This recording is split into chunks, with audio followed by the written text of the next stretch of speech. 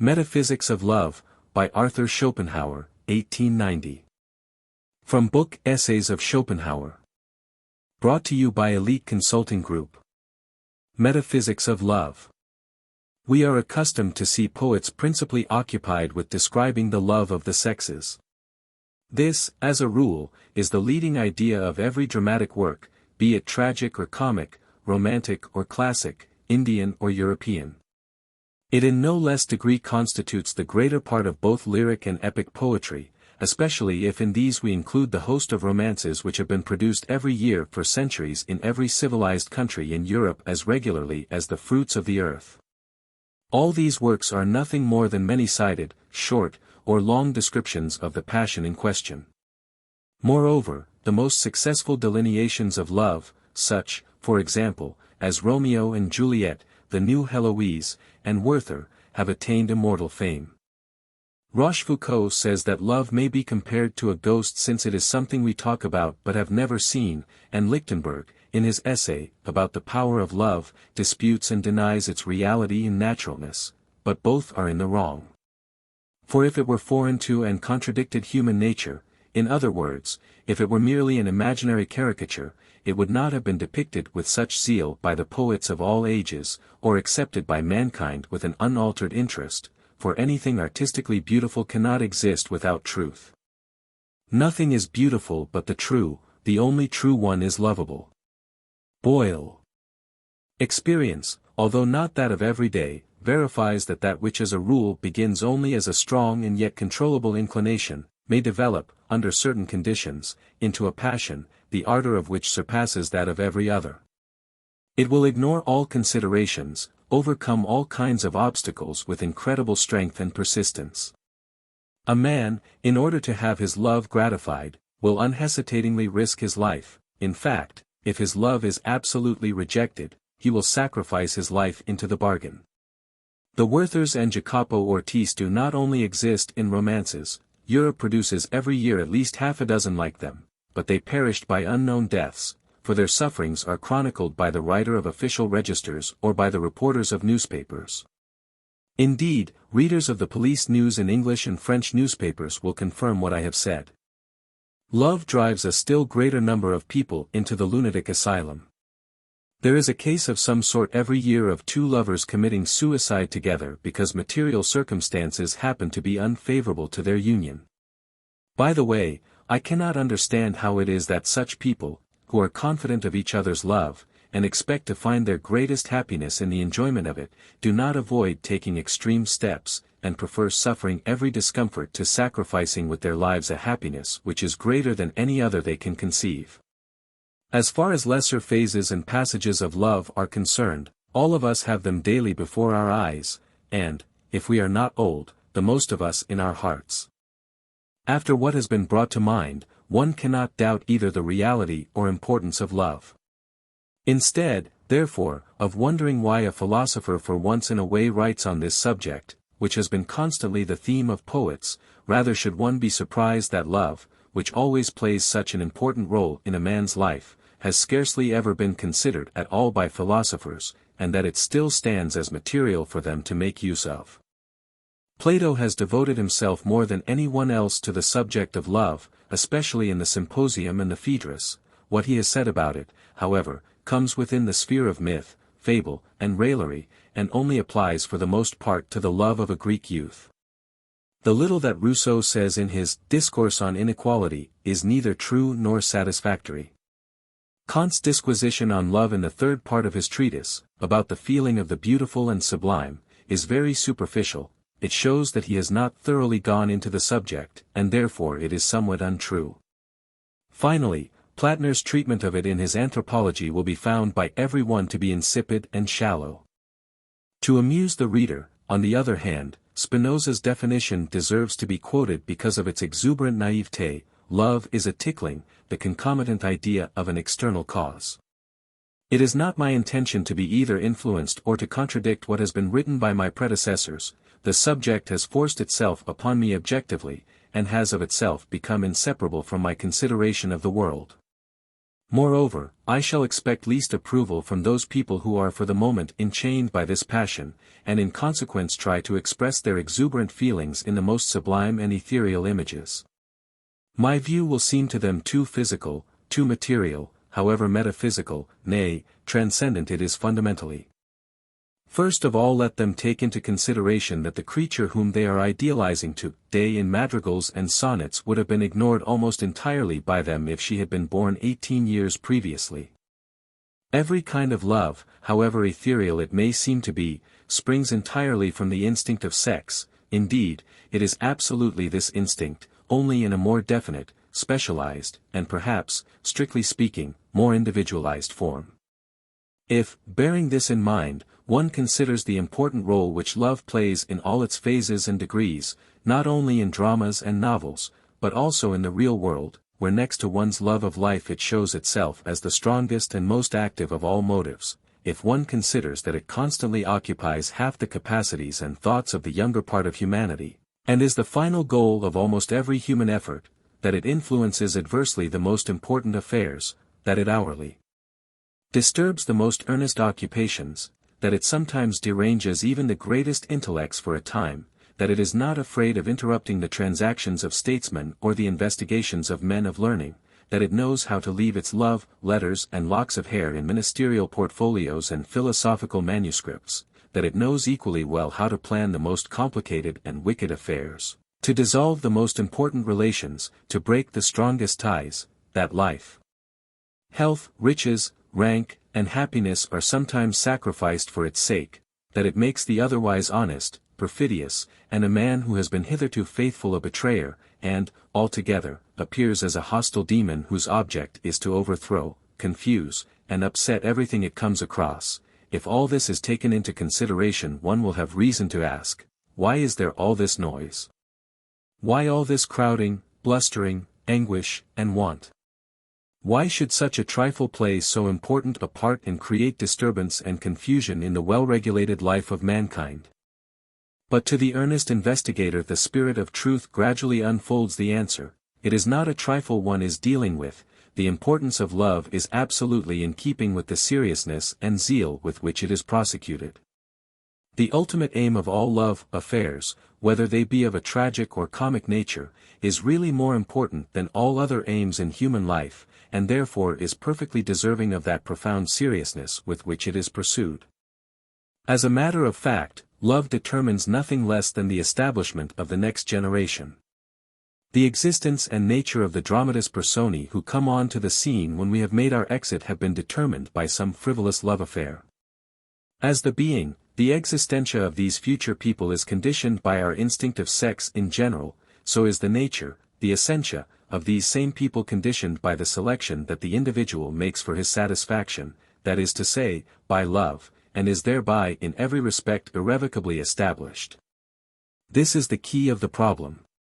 In applying it, we shall understand it more fully if we analyze the various degrees of love, from the most fleeting sensation to the most ardent passion. We shall then see that the difference arises from the degree of individualization of the choice. All the love affairs of the present generation taken altogether are accordingly the meditation of the composition of the future generation, on which again countless generations depend, of mankind. Love is of such high import, because it has nothing to do with the weal or woe of the present individual, as every other matter has. It has to secure the existence and special nature of the human race in future times, hence the will of the individual appears in a higher aspect as the will of the species. And this it is that gives a pathetic and sublime import to love affairs, and makes their raptures and troubles transcendent, emotions which poets for centuries have not tired of depicting in a variety of ways. There is no subject that can rouse the same interest as love, since it concerns both the weal and woe of the species, and is related to every other which only concerns the welfare of the individual as body to surface. This is why it is so difficult to make a drama interesting if it possesses no love motive. On the other hand, the subject is never exhausted, although it is constantly being utilized. What manifests itself in the individual consciousness as instinct of sex in general, without being concentrated on any particular individual, is very plainly in itself, in its generalized form, the will to live. On the other hand, that which appears as instinct of sex directed to a certain individual, is in itself the will to live as a definitely determined individual. In this case the instinct of sex very cleverly wears the mask of objective admiration, although in itself it is a subjective necessity, and is, thereby, deceptive. Nature needs these stratagems in order to accomplish her ends. The purpose of every man in love, however objective and sublime his admiration may appear to be, is to beget a being of a definite nature, and that this is so, is verified by the fact that it is not mutual love but possession that is the essential. Without possession it is no consolation to a man to know that his love is requited. In fact, many a man has shot himself on finding himself in such a position. On the other hand, take a man who is very much in love, if he cannot have his love returned he is content simply with possession. Compulsory marriages and cases of seduction corroborate this, for a man whose love is not returned frequently finds consolation in giving handsome presents to a woman, in spite of her dislike, or making other sacrifices, so that he may buy her favor. The real aim of the whole of love's romance, although the persons concerned are unconscious of the fact, is that a particular being may come into the world, and the way and manner in which it is accomplished is a secondary consideration. However much those of lofty sentiments, and especially of those in love, may refute the gross realism of my argument, they are nevertheless in the wrong.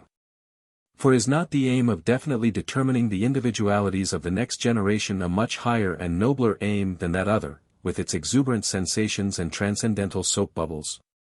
Among all earthly aims is there one that is either more important or greater? It alone is in keeping with that deep-rooted feeling inseparable from passionate love, with that earnestness with which it appears, and the importance which it attaches to the trifles that come within its sphere. It is only in so far as we regard this end as the real one that the difficulties encountered, the endless troubles and vexations endured, in order to attain the object we love, appear to be in keeping with the matter. For it is the future generation in its entire individual determination which forces itself into existence through the medium of all this strife and trouble. Indeed, the future generation itself is already stirring in the careful, definite, and apparently capricious selection for the satisfaction of the instinct of sex which we call love.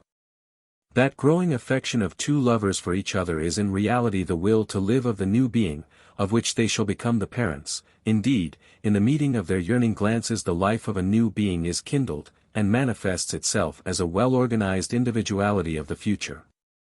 The lovers have a longing to be really united and made one being, and to live as such for the rest of their lives, and this longing is fulfilled in the children born to them, in whom the qualities inherited from both, but combined and united in one being, are perpetuated.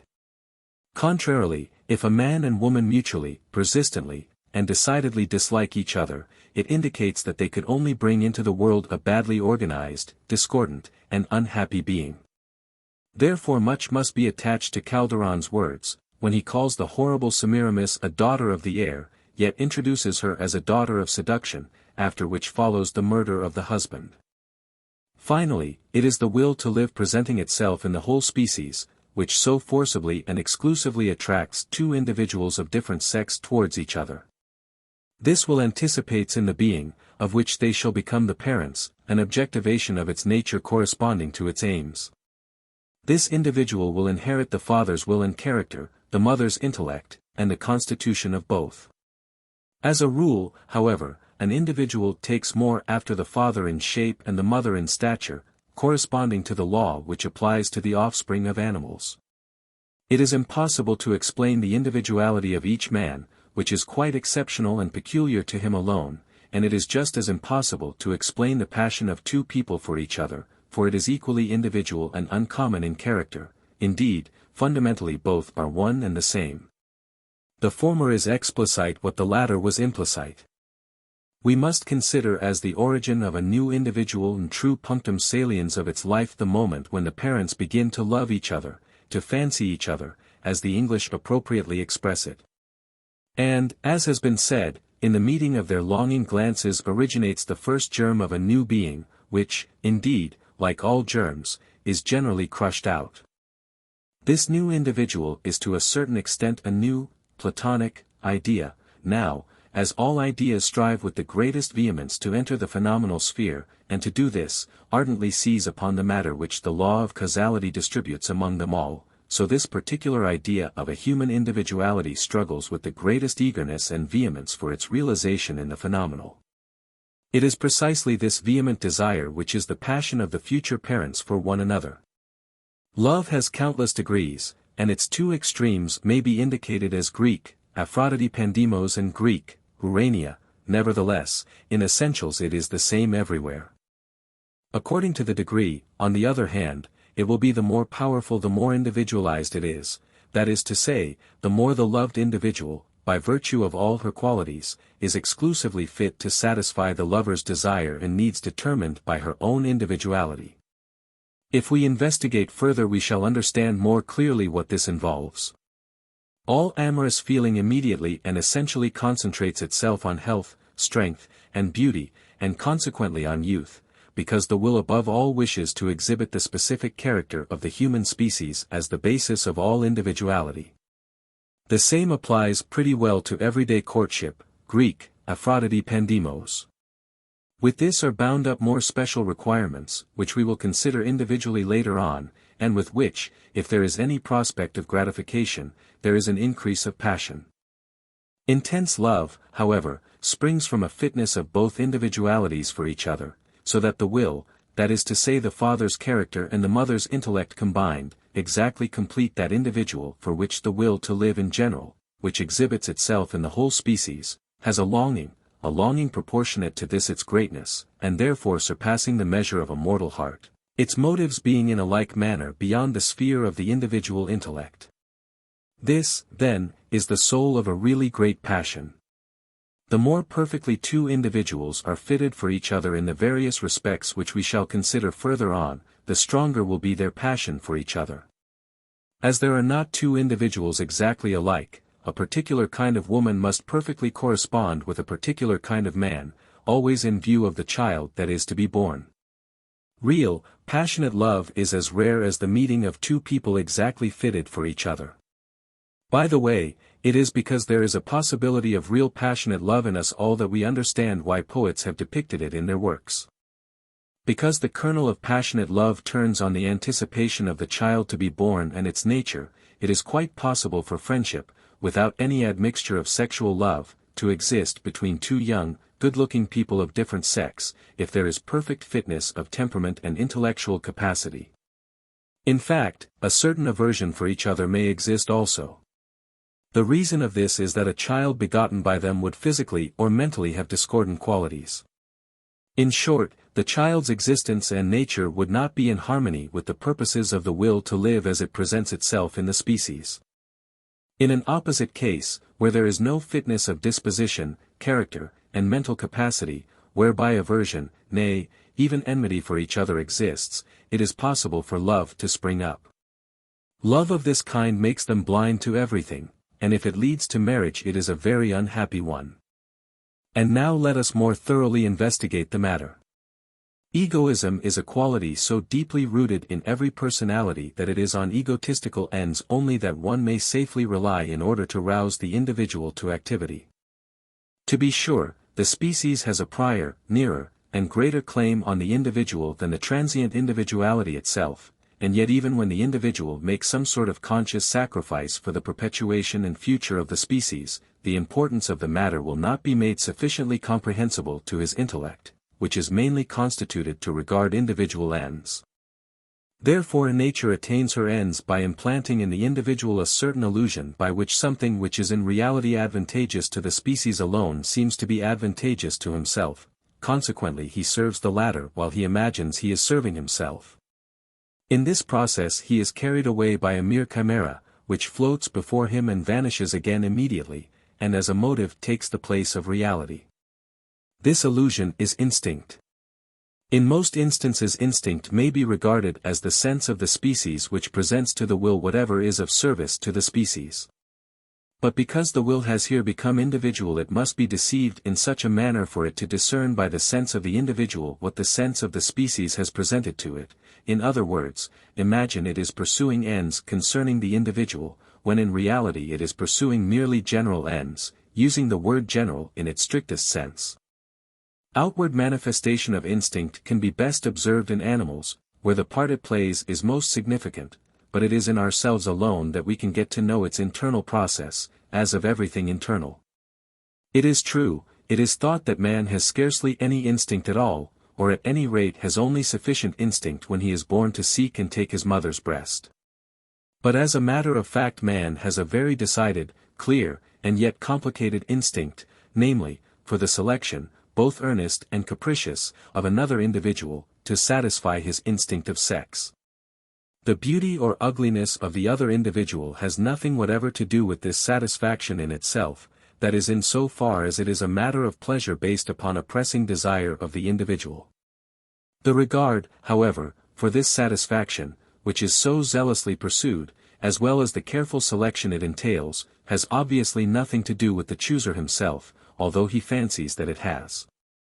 Its real aim is the child to be born, in whom the type of the species is to be preserved in as pure and perfect a form as possible. For instance, different phases of degeneration of the human form are the consequences of 1,000 physical accidents and moral delinquencies, and yet the genuine type of the human form is, in all its parts, always restored. Further, this is accomplished under the guidance of the sense of beauty, which universally directs the instinct of sex, and without which the satisfaction of the latter would deteriorate to a repulsive necessity. Accordingly, every one in the first place will infinitely prefer and ardently desire those who are most beautiful, in other words, those in whom the character of the species is most purely defined, and in the second, every one will desire in the other individual those perfections which he himself lacks, and he will consider imperfections, which are the reverse of his own, beautiful. This is why little men prefer big women, and fair people like dark, and so on. The ecstasy with which a man is filled at the sight of a beautiful woman, making him imagine that union with her will be the greatest happiness, is simply the sense of the species. The preservation of the type of the species rests on this distinct preference for beauty, and this is why beauty has such power. We will later on more fully state the considerations which this involves. It is really instinct aiming at what is best in the species which induces a man to choose a beautiful woman, although the man himself imagines that by so doing he is only seeking to increase his own pleasure. As a matter of fact, we have here an instructive solution of the secret nature of all instinct which almost always, as in this case, prompts the individual to look after the welfare of the species. The care with which an insect selects a certain flower or fruit, or piece of flesh, or the way in which the ichneumon seeks the larva of a strange insect so that it may lay its eggs in that particular place only, and to secure which it fears neither labor or danger, is obviously very analogous to the care with which a man chooses a woman of a definite nature individually suited to him. He strives for her with such ardor that he frequently, in order to attain his object, will sacrifice his happiness in life, in spite of all reason, by a foolish marriage, by some love affair which costs him his fortune, honor, and life, even by committing crimes. And all this in accordance with the will of nature which is everywhere sovereign, so that he may serve the species in the most efficient manner, although he does so at the expense of the individual. Instinct everywhere works as with the conception of an end, and yet it is entirely without one. Nature implants instinct where the acting individual is not capable of understanding the end, or would be unwilling to pursue it. Consequently, as a rule, it is only given prominently to animals, and in particular to those of the lowest order, which have the least intelligence. But it is only in such a case as the one we are at present considering that it is also given to man, who naturally is capable of understanding the end, but would not pursue it with the necessary zeal, that is to say, he would not pursue it at the cost of his individual welfare. So that here, as in all cases of instinct, truth takes the form of illusion in order to influence the will. All this, however, on its part throws light upon the instinct of animals. They, too, are undoubtedly carried away by a kind of illusion, which represents that they are working for their own pleasure, while it is for the species that they are working with such industry and self-denial. The bird builds its nest, the insect seeks a suitable place wherein to lay its eggs, or even hunts for prey, which it dislikes itself, but which must be placed beside the eggs as food for the future larvae. The bee, the wasp, and the ant apply themselves to their skillful building an extremely complex economy. All of them are undoubtedly controlled by an illusion which conceals the service of the species under the mask of an egotistical purpose. This is probably the only way in which to make the inner or subjective process, from which spring all manifestations of instinct, intelligible to us. The outer or objective process, however, shows in animals strongly controlled by instinct, as insects for instance, a preponderance of the ganglion, i.e., subjective nervous system over the objective or cerebral system. From which it may be concluded that they are controlled not so much by objective and proper apprehension as by subjective ideas, which excite desire and arise through the influence of the ganglionic system upon the brain. Accordingly they are moved by a certain illusion. The great preponderance of brain in man accounts for his having fewer instincts than the lower order of animals, and for even these few easily being led astray. For instance, the sense of beauty which instinctively guides a man in his selection of a mate is misguided when it degenerates into the proneness to pederasty. Similarly, the blue bottle, Musca vomitoria, which instinctively ought to place its eggs in putrefied flesh, lays them in the blossom of the arum dracunculus, because it is misled by the decaying odor of this plant. That an absolutely generic instinct is the foundation of all love of sex may be confirmed by a closer analysis of the subject, an analysis which can hardly be avoided. In the first place, a man in love is by nature inclined to be inconstant, while a woman constant. A man's love perceptibly decreases after a certain period. Almost every other woman charms him more than the one he already possesses. He longs for change, while a woman's love increases from the very moment it is returned. This is because nature aims at the preservation of the species, and consequently at as great an increase in it as possible. This is why a man is always desiring other women, while a woman always clings to one man, for nature compels her intuitively and unconsciously to take care of the supporter and protector of the future offspring. For this reason conjugal fidelity is artificial with the man but natural to a woman. Hence a woman's infidelity, looked at objectively on account of the consequences, and subjectively on account of its unnaturalness, is much more unpardonable than a man's. In order to be quite clear and perfectly convinced that the delight we take in the other sex, however objective it may seem to be, is nevertheless merely instinct disguised, in other words, the sense of the species striving to preserve its type, it will be necessary to investigate more closely the considerations which influence us in this, and go into details, strange as it may seem for these details to figure in a philosophical work. These considerations may be classed in the following way. Those that immediately concern the type of the species, i.e., beauty, those that concern other physical qualities, and finally, those that are merely relative and spring from the necessary correction or neutralization of the one-sided qualities and abnormities of the two individuals by each other. Let us look at these considerations separately. The first consideration that influences our choice and feelings is age. The second consideration is that of health. A severe illness may alarm us for the time being, but an illness of a chronic nature or even cachexy frightens us away, because it would be transmitted. The third consideration is the skeleton, since it is the foundation of the type of the species. Next to old age and disease, nothing disgusts us so much as a deformed shape. Even the most beautiful face cannot make amends for it. In fact, the ugliest face combined with a well-grown shape is infinitely preferable. Moreover, we are most keenly sensible of every malformation of the skeleton, as, for instance, a stunted, short-legged form, and the like, or a limping gait when it is not the result of some extraneous accident, while a conspicuously beautiful figure compensates for every defect. It delights us. Further, the great importance which is attached to small feet. This is because the size of the foot is an essential characteristic of the species, for no animal has the tarsus and metatarsus combined so small as man, hence the uprightness of his gait. He is a plantigrade. And Jesus Sirach has said, 1, according to the improved translation by Krauss, a woman that is well grown and has beautiful feet is like pillars of gold in sockets of silver. The teeth, too, are important, because they are essential for nourishment, and quite peculiarly hereditary. The fourth consideration is a certain plumpness, in other words, a superabundance of the vegetative function, plasticity. Hence excessive thinness strikingly repels us. The last consideration that influences us is a beautiful face. Here, too, the bone parts are taken into account before everything else. So that almost everything depends on a beautiful nose, while a short retroussé one will mar all.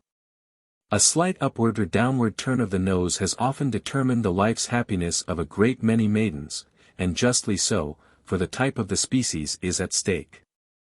A small mouth, by means of small maxillae, is very essential, as it is the specific characteristic of the human face as distinguished from the muzzle of the brutes. A receding, as it were, a cutaway chin is particularly repellent, because mentum prominulum, a prominent chin, is a characteristic belonging exclusively to our species.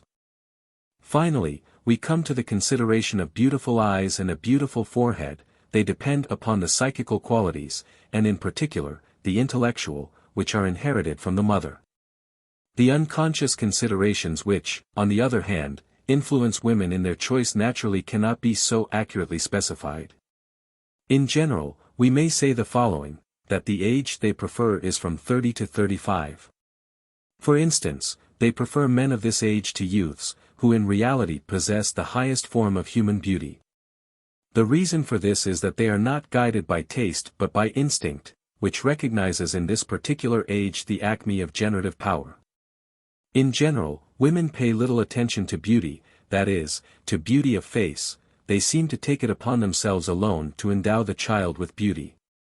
It is chiefly the strength of a man and the courage that goes with it that attract them, for both of these promise the generation of robust children and at the same time a brave protector for them. Every physical defect in a man, any deviation from the type, a woman may, with regard to the child, eradicate if she is faultless in these parts herself or excels in a contrary direction. The only exceptions are those qualities which are peculiar to the man, and which, in consequence, a mother cannot bestow on her child. These include the masculine build of the skeleton, breadth of shoulder, small hips, straight legs, strength of muscle, courage, beard, and so on. And so it happens that a woman frequently loves an ugly man, albeit she never loves an unmanly man, because she cannot neutralize his defects. The second class of considerations that are the source of love are those depending on the psychical qualities. Here we shall find that a woman universally is attracted by the qualities of a man's heart or character, both of which are inherited from the father. It is mainly firmness of will, determination and courage, and maybe honesty and goodness of heart too, that win a woman over, while intellectual qualifications exercise no direct or instinctive power over her, for the simple reason that these are not inherited from the father. A lack of intelligence carries no weight with her. In fact, a superabundance of mental power or even genius, as abnormities, might have an unfavorable effect. And so we frequently find a woman preferring a stupid, ugly, and ill-mannered man to one who is well-educated, intellectual, and agreeable. Hence, people of extremely different temperament frequently marry for love, that is to say, he is coarse, strong, and narrow-minded, while she is very sensitive, refined, cultured, and aesthetic, and so on, or he is genial and clever, and she is a goose. Thus the view of Friday, who likes odd forms and spirits under a bronze yoke, it's hard to shoot with a joke. The reason for this is, that she is not influenced by intellectual considerations, but by something entirely different, namely, instinct.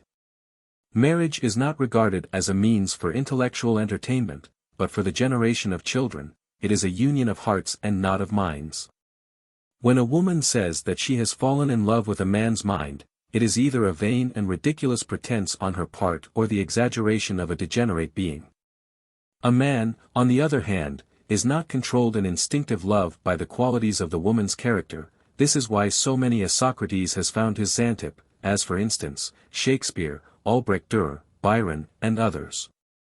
But here we have the influence of intellectual qualities, because they are inherited from the mother. Nevertheless their influence is easily overpowered by physical beauty, which concerns more essential points, and therefore has a more direct effect. By the way, it is for this reason that mothers who have either felt or experienced the former influence have their daughters taught the fine arts, languages, etc., so that they may prove more attractive. In this way they hope by artificial means to pad the intellect, just as they do their bust and hips if it is necessary to do so. Let it be understood that here we are simply speaking of that attraction which is absolutely direct and instinctive, and from which springs real love. That an intelligent and educated woman esteems intelligence and brains in a man, and that a man after deliberate reasoning criticizes and considers the character of his fiancée, are matters which do not concern our present subject. Such things influence a rational selection in marriage, but they do not control passionate love, which is our matter. Up to the present I have taken into consideration merely the absolute considerations, i.e., such considerations as apply to every one. I now come to the relative considerations, which are individual, because they aim at rectifying the type of the species which is defectively presented and at correcting any deviation from it existing in the person of the chooser himself, and in this way lead back to a pure presentation of the type. Hence each man loves what he himself is deficient in. The choice that is based on relative considerations, that is, has in view the constitution of the individual, is much more certain, decided, and exclusive than the choice that is made after merely absolute considerations. Consequently real passionate love will have its origin, as a rule, in these relative considerations, and it will only be the ordinary phases of love that spring from the absolute. So that it is not stereotyped, perfectly beautiful women who are wont to kindle great passions. Before a truly passionate feeling can exist, something is necessary that is perhaps best expressed by a metaphor in chemistry, namely, the two persons must neutralize each other, like acid and alkali to a neutral salt.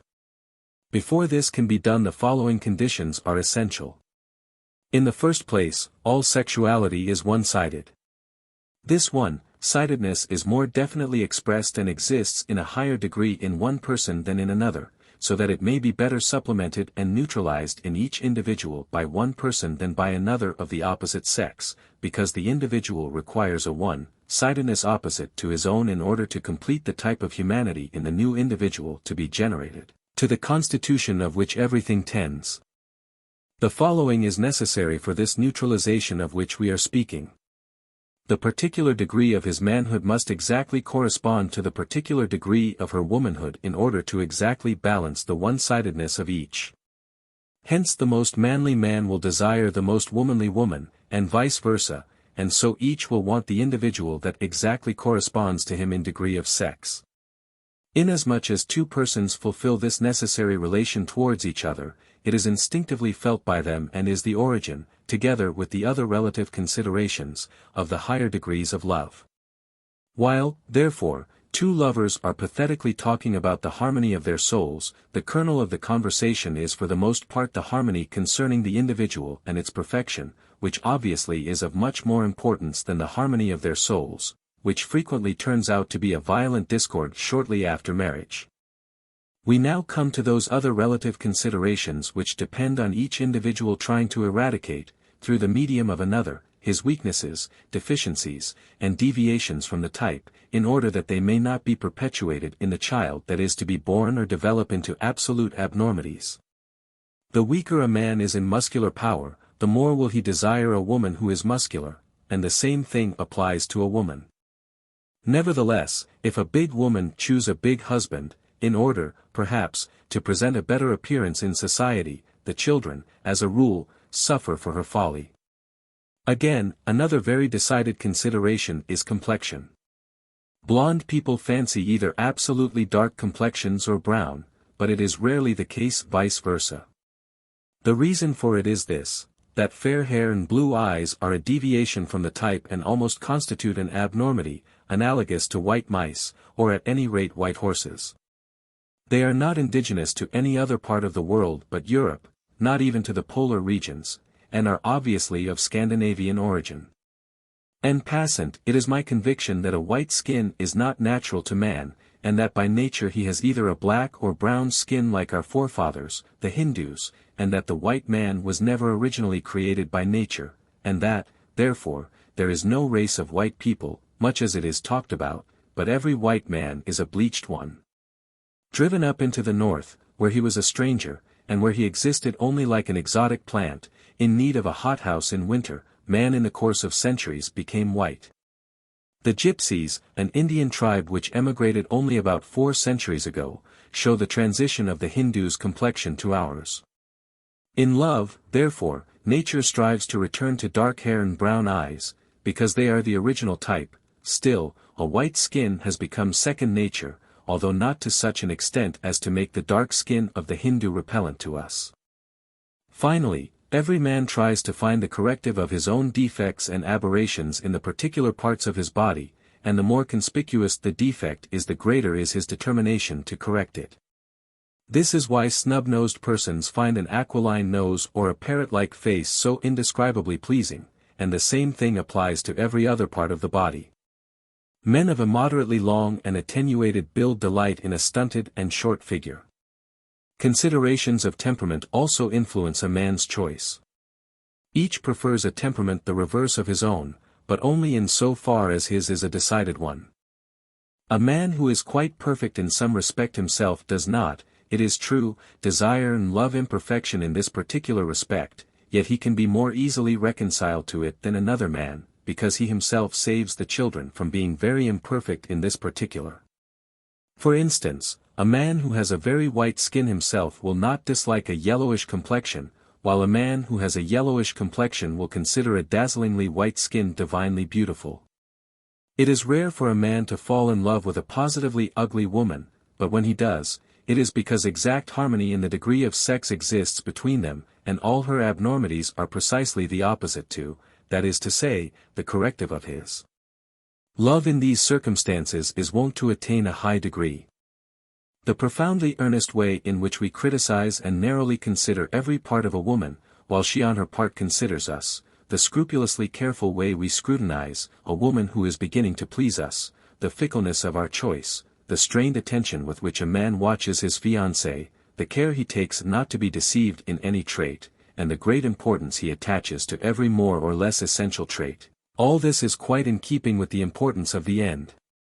For the child that is to be born will have to bear a similar trait through its whole life. For instance, if a woman stoops but a little, it is possible for her son to be inflicted with a hunchback, and so in every other respect. We are not conscious of all this, naturally. On the contrary, each man imagines that his choice is made in the interest of his own pleasure, which, in reality, cannot be interested in it at all. His choice, which we must take for granted is in keeping with his own individuality, is made precisely in the interest of the species, to maintain the type of which as pure as possible is the secret task.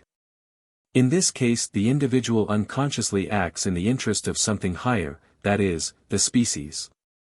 This is why he attaches so much importance to things to which he might, nay, would be otherwise indifferent. There is something quite singular in the unconsciously serious and critical way two young people of different sex look at each other on meeting for the first time, in the scrutinizing and penetrating glances they exchange, in the careful inspection which their various traits undergo. This scrutiny and analysis represent the meditation of the genius of the species on the individual which may be born and the combination of its qualities, and the greatness of their delight in and longing for each other is determined by this meditation. This longing, although it may have become intense, may possibly disappear again if something previously unobserved comes to light. And so the genius of the species meditates concerning the coming race in all who are yet not too old. It is Cupid's work to fashion this race, and he is always busy, always speculating, always meditating. The affairs of the individual in their whole ephemeral totality are very trivial compared with those of this divinity, which concern the species and the coming race, therefore he is always ready to sacrifice the individual regardlessly.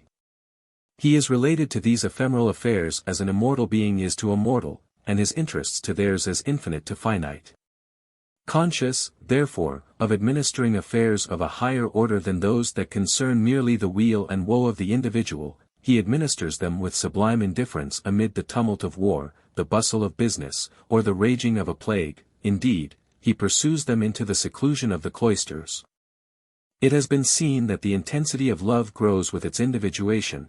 We have shown that two individuals may be so physically constituted, that, in order to restore the best possible type of the species, the one is the special and perfect complement of the other, which, in consequence, exclusively desires it. In a case of this kind, passionate love arises, and as it is bestowed on one object, and one only, that is to say, because it appears in the special service of the species, it immediately assumes a nobler and sublimer nature. On the other hand, mere sexual instinct is base, because, without individuation, it is directed to all, and strives to preserve the species merely as regards quantity with little regard for quality. Intense love concentrated on one individual may develop to such a degree, that unless it is gratified all the good things of this world, and even life itself, lose their importance. It then becomes a desire, the intensity of which is like none other, consequently it will make any kind of sacrifice, and should it happen that it cannot be gratified, it may lead to madness or even suicide. Besides these unconscious considerations which are the source of passionate love, there must be still others, which we have not so directly before us.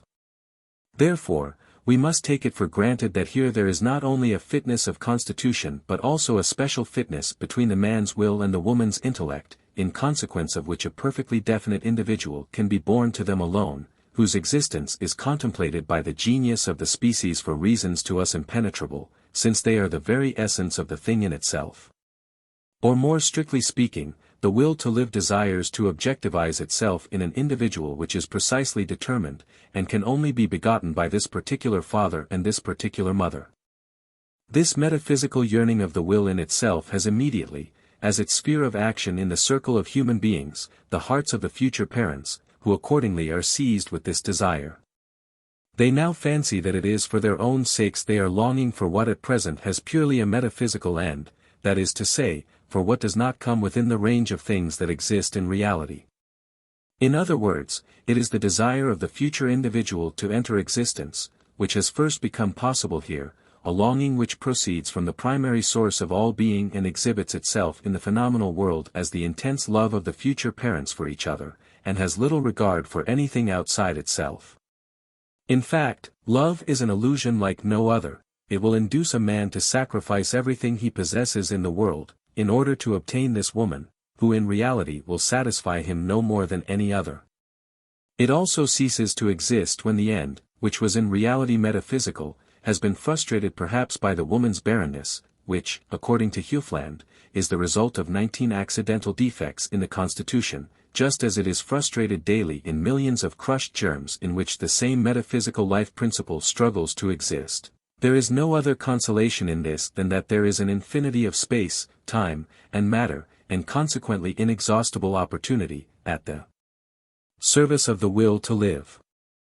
Although this subject has not been treated by Theophrastus Paracelsus, and my entire train of thought is foreign to him, yet it must have presented itself to him, if even in a cursory way, when he gave utterance to the following remarkable words, written in quite a different context and in his usual desultory style. These are those whom God joined together, as she who was Uriah and David, although from the outside. For so the human mind convinced itself, this would conflict with a just and legitimate marriage, but for the sake of Solomon, who could not have been born from any other source than from Bathsheba, the conjoined seed of David, although a harlot, God joined them together.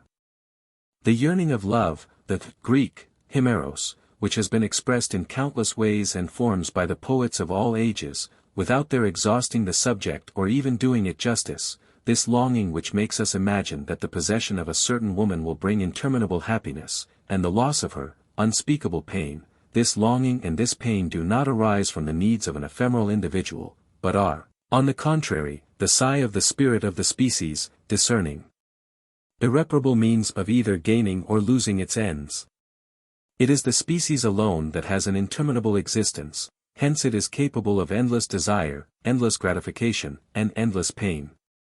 These, however, are imprisoned in the heart of a mortal. No wonder, therefore, if it seems like to burst, and can find no expression for the announcements of endless joy or endless pain. This it is that forms the substance of all erotic poetry that is sublime in character, which, consequently, soars into transcendent metaphors, surpassing everything earthly. This is the theme of Petrarch, the material for the St. Prose, Werther's, and Jacopo Ortiz, who otherwise could be neither understood nor explained. This infinite regard is not based on any kind of intellectual, nor, in general, upon any real merits of the beloved one, because the lover frequently does not know her well enough, as was the case with Petrarch.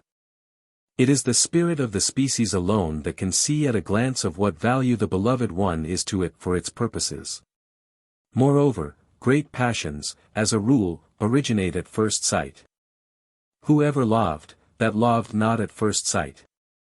Shakespeare, As You Like It.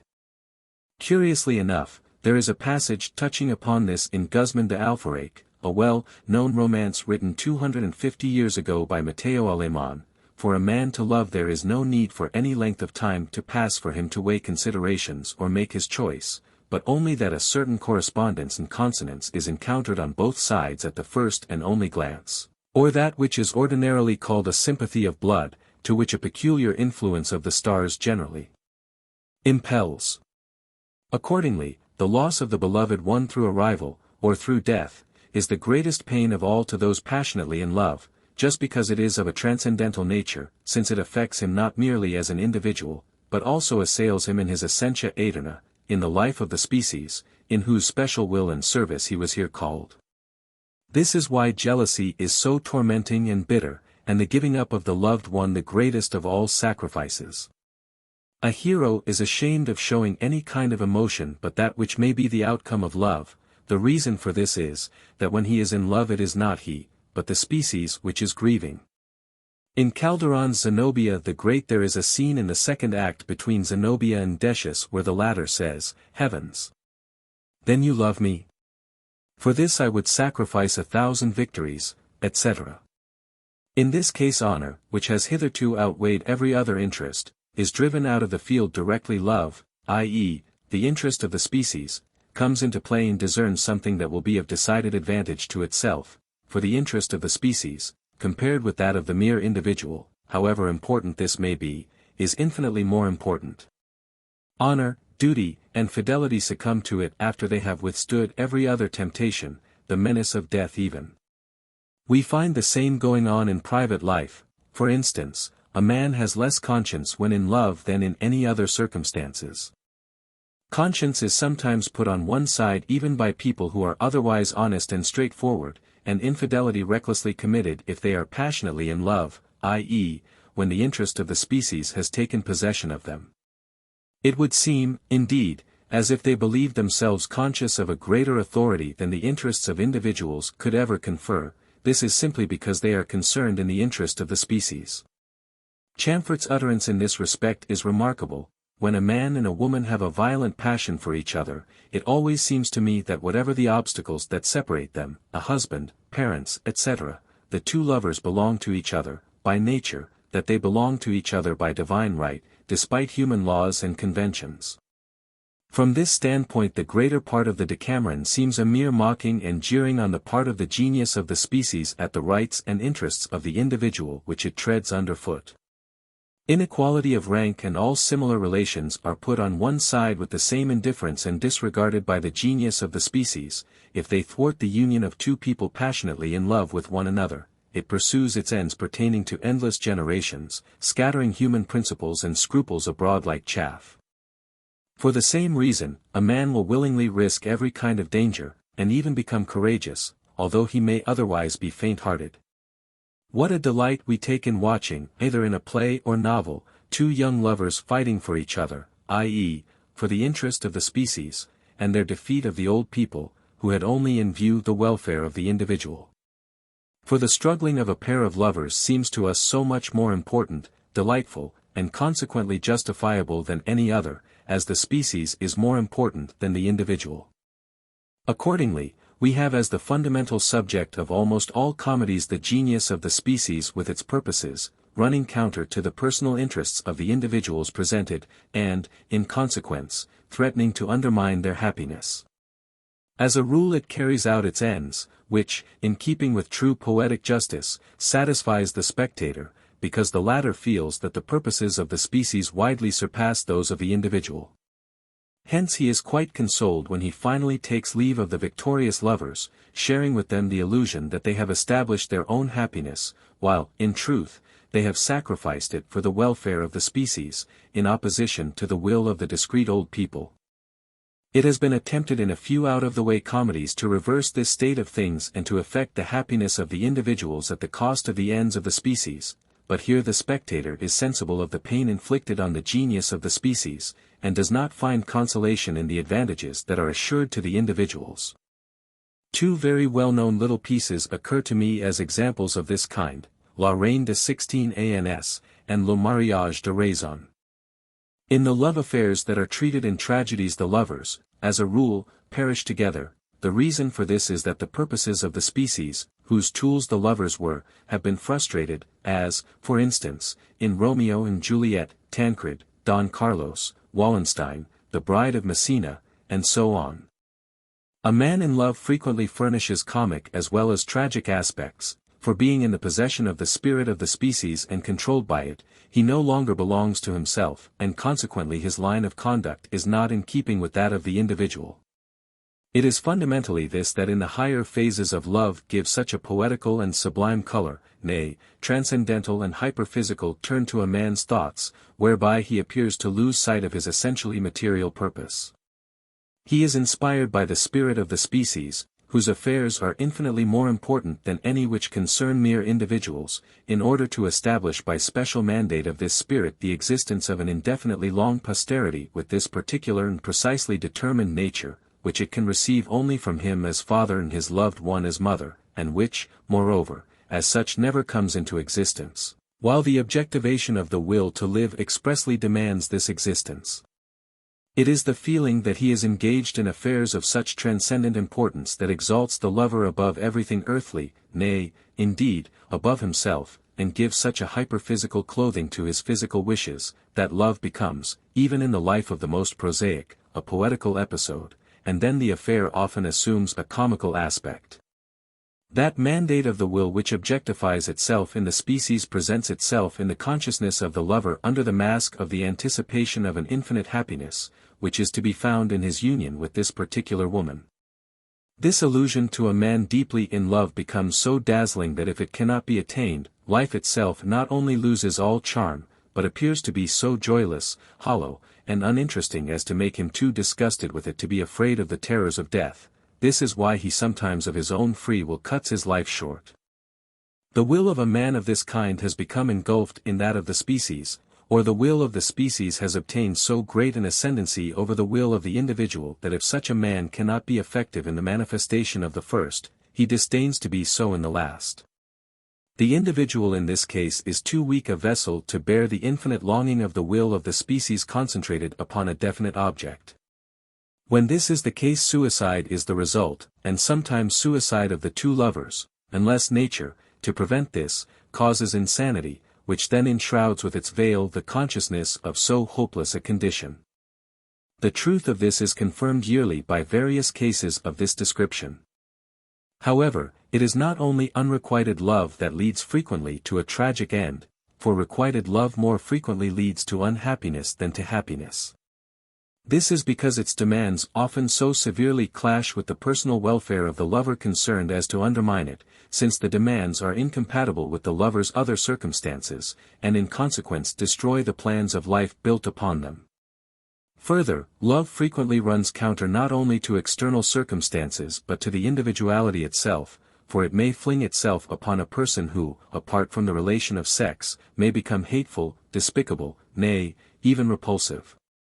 As the will of the species, however, is so very much stronger than that of the individual, the lover shuts his eyes to all objectionable qualities, overlooks everything, ignores all, and unites himself forever to the object of his passion. He is so completely blinded by this illusion that as soon as the will of the species is accomplished the illusion vanishes and leaves in its place a hateful companion for life. From this it is obvious why we often see very intelligent, nay, distinguished men married to dragons and she-devils, and why we cannot understand how it was possible for them to make such a choice. Accordingly, the ancients represented Amor as blind.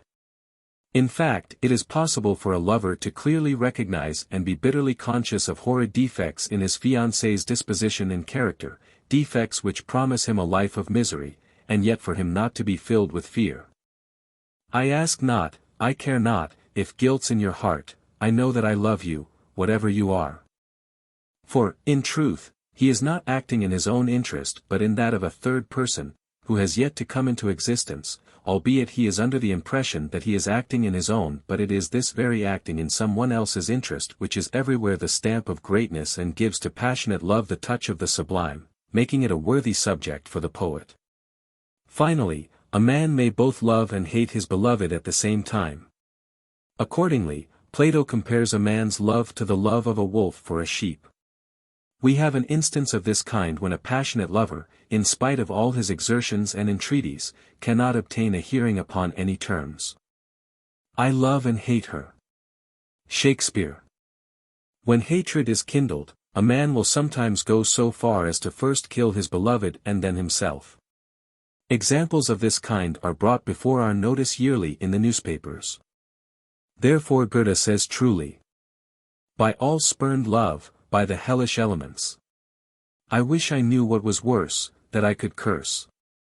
It is in truth no hyperbole on the part of a lover when he calls his beloved's coldness, or the joy of her vanity, which delights in his suffering, cruelty. For he has come under the influence of an impulse which, akin to the instinct of animals, compels him in spite of all reason to unconditionally pursue his end and discard every other, he cannot give it up.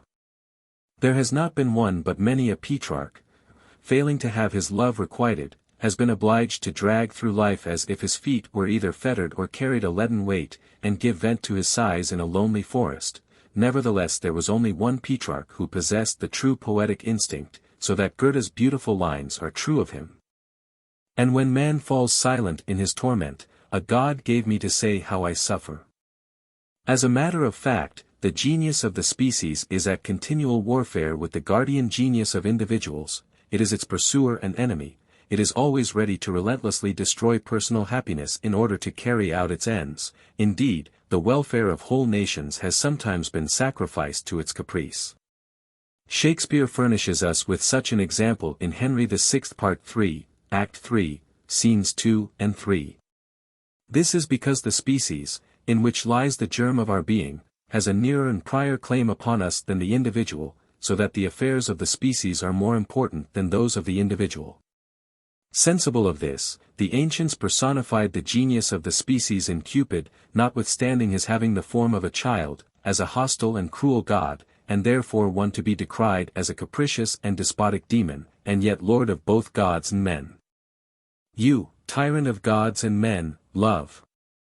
Murderous darts, blindness, and wings are Cupid's attributes. The latter signify inconstancy, which as a rule comes with the disillusion following possession. Because, for instance, love is based on an illusion and represents what is an advantage to the species as an advantage to the individual, the illusion necessarily vanishes directly the end of the species has been attained. The spirit of the species, which for the time being has got the individual into its possession, now frees him again. Deserted by the spirit, he relapses into his original state of narrowness and want. He is surprised to find that after all his lofty, heroic, and endless attempts to further his own pleasure he has obtained but little, and contrary to his expectation, he finds that he is no happier than he was before. He discovers that he has been the dupe of the will of the species. Therefore, as a rule, a Theseus who has been made happy will desert his Ariadne. If Petrarch's passion had been gratified, his song would have become silent from that moment, as that of the birds as soon as the eggs are laid. Let it be said in passing that, however much my metaphysics of love may displease those in love, the fundamental truth revealed by me would enable them more effectually than anything else to overcome their passion, if considerations of reason in general could be of any avail. The words of the comic poet of ancient times remain good. This thing has neither plan nor method in itself, you cannot control it by plan. People who marry for love do so in the interest of the species and not of the individuals. It is true that the persons concerned imagine they are promoting their own happiness, but their real aim, which is one they are unconscious of, is to bring forth an individual which can be begotten by them alone. This purpose having brought them together, they ought henceforth to try and make the best of things. But it very frequently happens that two people who have been brought together by this instinctive illusion, which is the essence of passionate love, are in every other respect temperamentally different. This becomes apparent when the illusion wears off, as it necessarily must. Accordingly, people who marry for love are generally unhappy, for such people look after the welfare of the future generation at the expense of the present. Quien así casa por amores, ha de vivir con dolores, he who marries for love must live in grief, says the Spanish proverb. Marriages de convenance, which are generally arranged by the parents, will turn out the reverse. The considerations in this case which control them, whatever their nature may be, are at any rate real and unable to vanish of themselves. A marriage of this kind attends to the welfare of the present generation to the detriment of the future, it is true, and yet this remains problematical. A man who marries for money, and not for love, lives more in the interest of the individual than in that of the species, a condition exactly opposed to truth, therefore it is unnatural and rouses a certain feeling of contempt. A girl who against the wish of her parents refuses to marry a rich man, still young, and ignores all considerations of convenance, in order to choose another instinctively to her liking, sacrifices her individual welfare to the species. But it is for this very reason that she meets with a certain approval, for she has given preference to what was more important and acted in the spirit of nature, of the species, more exactly, while the parents advised only in the spirit of individual egoism. As the outcome of all this, it seems that to marry means that either the interest of the individual or the interest of the species must suffer. As a rule one or the other is the case, for it is only by the rarest and luckiest accident that convenance and passionate love go hand in hand. The wretched condition of most persons physically, morally, and intellectually may be partly accounted for by the fact that marriages are not generally the result of pure choice and inclination, but of all kinds of external considerations and accidental circumstances. However, if inclination to a certain degree is taken into consideration, as well as convenience, this is as it were a compromise with the genius of the species. As is well known, happy marriages are few and far between, since marriage is intended to have the welfare of the future generation at heart and not the present. However, let me add for the consolation of the more tender-hearted that passionate love is sometimes associated with a feeling of quite another kind, namely, real friendship founded on harmony of sentiment, but this, however, does not exist until the instinct of sex has been extinguished. This friendship will generally spring from the fact that the physical, moral, and intellectual qualities which correspond to and supplement each other in two individuals in love, in respect of the child to be born, will also supplement each other in respect of the individuals themselves as opposite qualities of temperament and intellectual excellence, and thereby establish a harmony of sentiment.